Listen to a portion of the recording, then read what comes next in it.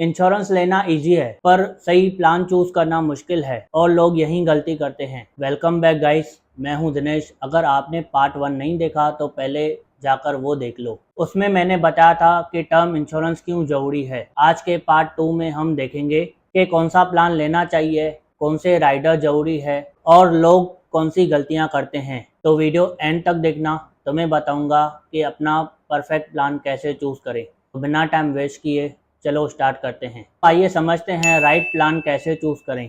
सबसे पहले अपनी फैमिली रिस्पॉन्सिबिलिटी चेक करो। जब तुम इंश्योरेंस चूज करते हो तो सिर्फ अपनी इनकम पे कैलकुलेट मत करो, तुम्हारी फैमिली की नीड भी बहुत इंपॉर्टेंट है, जैसे घर का लोन, बच्चों की एजुकेशन, डेली लाइफ एक्सपेंसेस। ये सब रिस्पॉन्सिबिलिटी ऐड करने के बाद ही डिसाइड करो कि कितना कवर लेना चाहिए। टोटल कवर डिसाइड करने के लिए सिंपल सा थंब रूल मैंने पार्ट 1 में बताया है। अगर आपने वो वीडियो नहीं देखी तो उसकी लिंक डिस्क्रिप्शन में है। अब आइए समझते हैं कौन से राइडर्स जरूरी है। राइडर यानी कि एक एक्स्ट्रा कवरेज जो बेसिक प्लान को भी और पावरफुल बना देता है। मान लो अगर तुम्हारे पास 1 करोड़ का टर्म प्लान है, अगर आप राइडर ऐड करते हो, अगर तुम्हें सीरियस डिजीज डायग्नोस होती है तो इंश्योरेंस कंपनी तुम्हें एक्स्ट्रा ट्रीटमेंट करने के लिए पैसे देगी। ये है राइडर का पावर। अब आइए समझते हैं कौन से राइडर्स होते हैं। Critical illness rider. अगर आपको कोई मेजर इलनेस जैसे cancer, kidney, heart attack diagnose होती है तो तुम्हें लमसम पे आउट मिलता है ट्रीटमेंट के लिए। मतलब अगर आपका 50 लाख का कवर प्लस 20 लाख का क्रिटिकल इलनेस राइडर, अगर आपको कोई सीरियस डिजीज डायग्नोस होती है तो 20 लाख ट्रीटमेंट के लिए मिलते हैं। Accidental death benefit rider. इस राइडर में अगर डेथ एक्सीडेंट से होती है तो एक्स्ट्रा पे आउट मिलता है। ये बेस सम अश्योर्ड के ऊपर एडिशनल पे आउट मिलता है। मतलब अगर 1 करोड़ का बेस कवर प्लस 50 लाख का एक्सीडेंटल डेथ राइडर, यानी टोटल 1.5 करोड़ का pay out. Waiver of premium rider. इस राइडर में अगर इंश्योर्ड डिसेबल हो जाता है और उसकी इनकम बंद हो जाती है तो आपका जो भी फ्यूचर प्रीमियम है वो माफ़ हो जाता है, बट आपका प्लान एक्टिव रहता है। Income benefit rider. अगर इंश्योर्ड की डेथ हो जाती है तो फैमिली को मंथली इनकम पे आउट के फॉर्म में मिलता है। मतलब अगर 1 करोड़ कवर है तो फैमिली को 20 सालों तक 50,000 पर मंथ मिलते हैं। अब बात करते हैं उन गलतियों की जो 80% लोग इंश्योरेंस लेते वक्त करते हैं।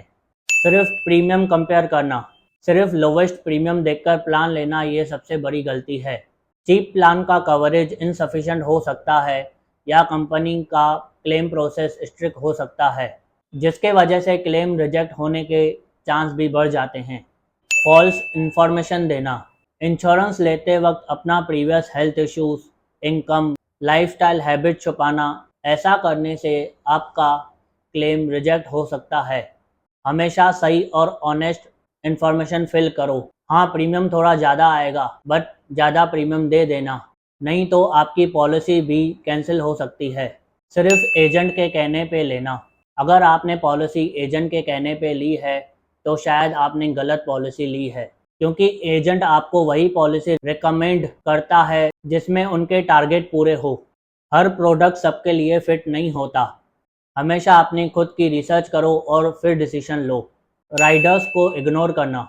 अपने फैमिली रिस्पॉन्सिबिलिटी और लाइफस्टाइल के हिसाब से आप राइडर ऐड करो, जैसे critical illness, accidental death, waiver of premium. इससे अनएक्सपेक्टेड सिचुएशन में आपको सपोर्ट मिलता है। अपनी पॉलिसी रिव्यू ना करना। पॉलिसी लेने के बाद कभी उस पॉलिसी को रिव्यू ना करना। हर 1-2 साल में एक बार आप अपनी पॉलिसी चेक करो और कवरेज एडजस्ट करो। एक ऐसा टर्म जो आपने कभी ना कभी इंश्योरेंस लेते वक्त सुना जरूर होगा। अब आइए उसकी बात करते हैं। वो है क्लेम सेटलमेंट रेशो, CSR। अब आप सोच रहे होंगे कि ये क्लेम सेटलमेंट रेशो क्या है। आइए मैं बताता हूँ। क्लेम सेटलमेंट रेशो ये बताता है कि कंपनी ने कितने क्लेम अप्रूव किए। अगर CSR 95% से ऊपर है तो बेटर है।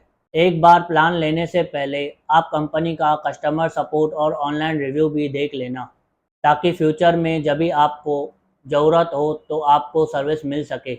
अब बात करते हैं टैक्स सेविंग की। ये बेनिफिट लोग सीरियसली नहीं लेते, पर एक्चुअली ये पैसा बचाता है। Section 80C।